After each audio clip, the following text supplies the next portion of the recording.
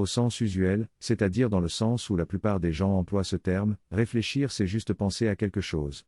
Au sens un peu plus soutenu, réfléchir c'est examiner quelque chose en y appliquant une démarche rationnelle aussi rigoureuse que possible.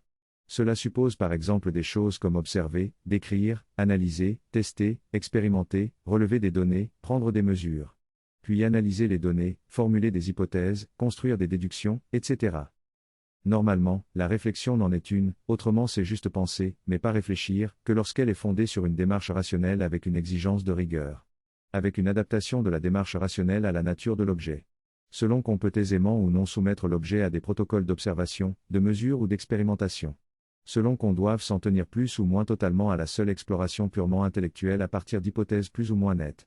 Plus l'objet peut être soumis à quelques modalités d'observation, plus il est aisé d'y réfléchir. Par exemple, il est possible d'observer et d'analyser les relations humaines. Et à partir de là, il est possible d'étudier l'amour ou la jalousie tels que le système psychologique humain les manifeste dans les relations. Si on concède la revendication du droit d'utiliser aussi le mot réflexion, chez les personnes qui ne sont pas dans une démarche rationnelle, mais qui sont par exemple dans une démarche de pensée associative, ou allégorique, ou métaphorique, ou symbolique, ou cosmogonique, ou poétique, ou mystique, etc. Si donc on fait cette concession, alors il faut donner au terme réflexion une valeur simplement générique, et ensuite spécifier lorsqu'il s'agit de la réflexion rationnelle, ou lorsqu'il s'agit d'une autre forme de réflexion. Nécessairement non rationnelle. Ce que nous appelons culturellement la science, c'est juste l'application de la réflexion rationnelle à des objets physiques, et récemment à des objets psychologiques. Historiquement, il s'agit de la physique, de la chimie et de la biologie.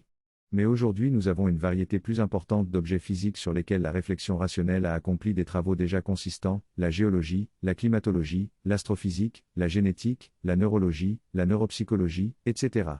Parmi les objets psychologiques sur lesquels la réflexion rationnelle a également beaucoup travaillé déjà, il y a la psychologie elle-même, que la réflexion rationnelle a arrachée au domaine de la philosophie, mais aussi la sociologie, l'ethnologie, l'anthropologie, la musicologie, etc. Le petit aperçu ci-dessus montre bien que, dès que la réflexion rationnelle commence à se constituer un corpus de savoir et de connaissances assez rigoureux sur un objet pour lequel des protocoles efficaces d'observation et d'examen ont été élaborés. Cela devient une science et cela rentre dans la définition culture, elle des sciences, institutionnelles ou institutionnalisées. Au sens culturel, dire qu'une chose est en dehors de la science, revient seulement à dire que cette chose ne relève pas du corpus des sciences instituées à ce jour. La plupart du temps, la pensée dominée par l'atavisme culturel est incapable de concevoir que la réflexion rationnelle peut s'appliquer avec une vraie exigence de rigueur, sur des objets de réalité qui ne sont pas encore des sujets d'étude dans les sciences instituées. On peut réfléchir rationnellement sur tout. Que les choses ainsi étudiées ou examinées, soient déjà ou non du nombre des sujets étudiés par les sciences instituées de l'époque.